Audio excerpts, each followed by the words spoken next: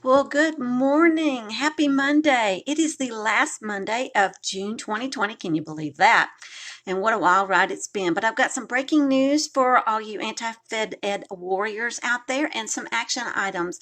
Just released on the Federal Registry this morning is a proposed rulemaking change from the Department of Education concerning promised neighborhoods. Now, a little bit of background on the promised neighborhoods. That was a President Obama created initiative that was supposed to just kind of, dry up and blow away. However, when the Every Student Succeeds Act was signed into law, that particular presidential initiative got codified into the Every Student Succeeds Act. So the promised neighborhoods are supposed to somehow create this utopic neighborhood so that the children in that neighborhood can have better student success or learn better because they'll be taken care of, all their needs will be met. However, what is so alarming about this one and what is so urgent about this particular rule is that they're going to take and apply this to our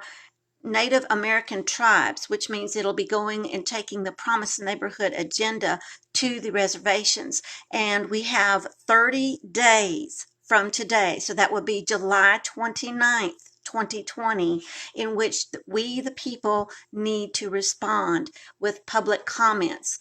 Now, why we should be so concerned about this is because if you look at the track record that our federal government has given our Native American tribes, this is not a good thing at all. Even in the name of student success, this is not a good thing at all.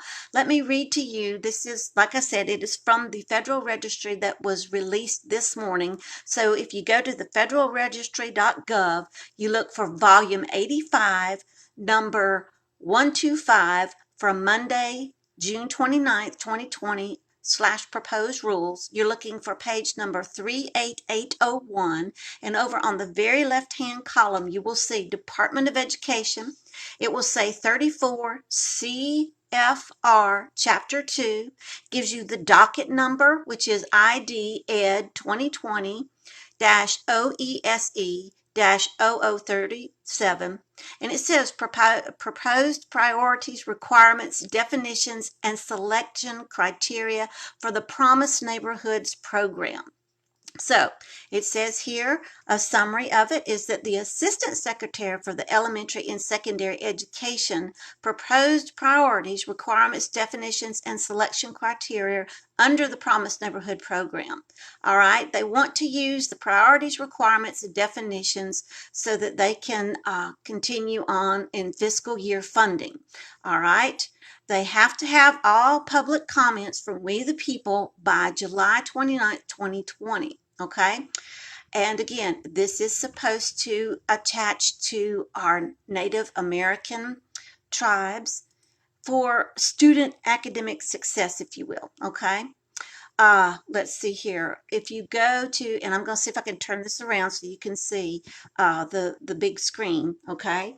Tell me if you can see that. I'm not sure if you can. All right, but I will be sure and post these on the Facebook page with the links so that you can actually see what this particular document's going to do. Again, given the fact that you've got Native Americans involved and the poor treatment that our federal government has given them, I would be very, very concerned about this, okay? Supposedly, the purpose of our promised neighborhoods, and remember, this was a President Obama created initiative that got codified with the renewal of the Elementary and Secondary Education Act that was rebranded the Every Student Succeeds Act, and that was, of course, signed in 2015 as law. Now, it says here, the purpose of the Promised Neighborhood program is to significantly improve the academic and development outcomes of children living in the most distressed communities in the United States. This includes school readiness for our little ones, okay? So we're fast tracking them through school. So we're going to start when they're really, really little.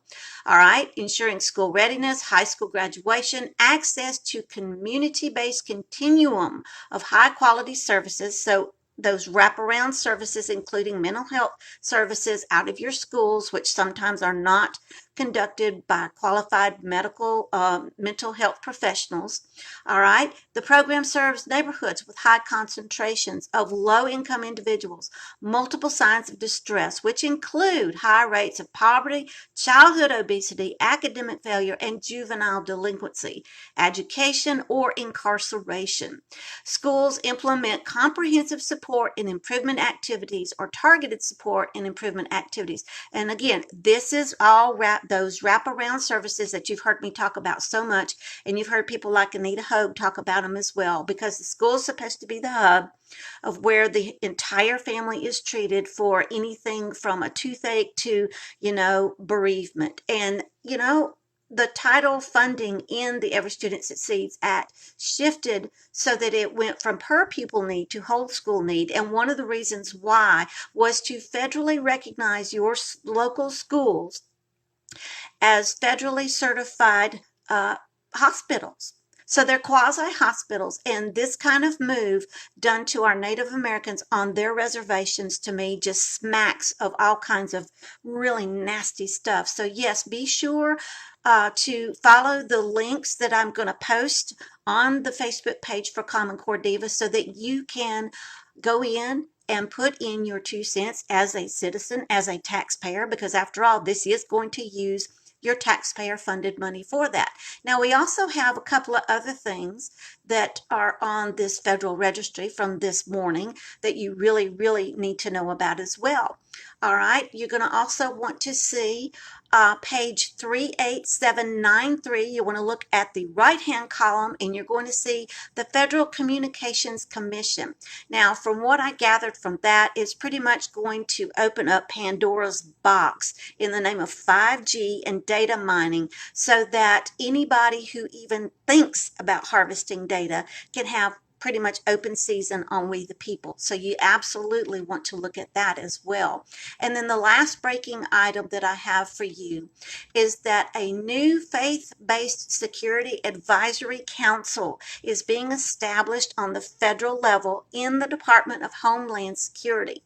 Now, what makes this one a little bit of a concern for us from an education standpoint, and let me back up for just a second.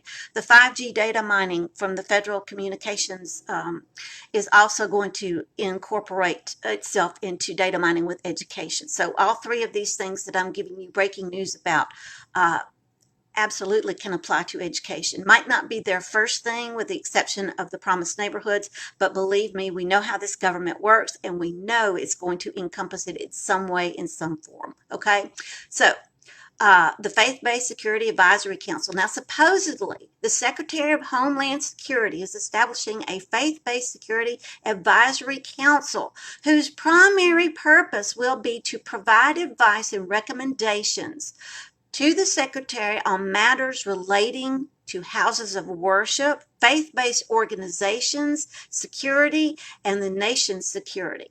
Now, think about our faith-based schools. Think about the ones that are housed in our houses of worship. Also think about the fact of we're not supposed to, you've got on one side the government saying, no, we can't have this because it overlaps religion and the state. But here we have the Homeland Security absolutely not even considering that might need to be something that is not done. Now, my concern is it says the primary purpose. So, as our government has done, what is the secondary purpose? Or what are the other nebulous purposes behind it? And we really should be paying attention to what happens with this and with the others, especially in the name of COVID recovery. Okay. So, like I said, action items number 1, on that Department of Education proposed rulemaking, you have 30 days to make public comments on the federal registry, okay? The other 2 are pretty much just for information. If I were you, I would be getting in touch with my representative or my senator. I would be saying, I'm really concerned about how this might be taking one supposed nice thing and turning it into something that's totally Orwellian, okay? Yes, absolutely, Matthew. False Teachers Advisory Committee. Yes, I do agree. Okay, so look for the links and fire away at this federal government, because you know what? If you don't fire away at them, they're going to keep firing away at us. All right, look for the links soon. Thank you.